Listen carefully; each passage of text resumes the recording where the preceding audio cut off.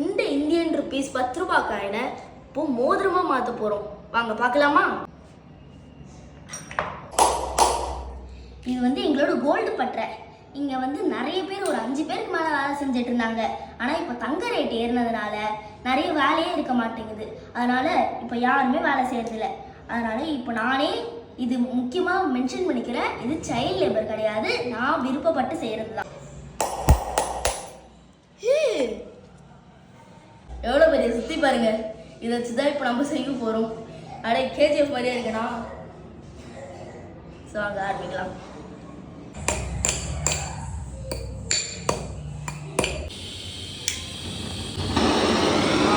on ஆயிடுச்சு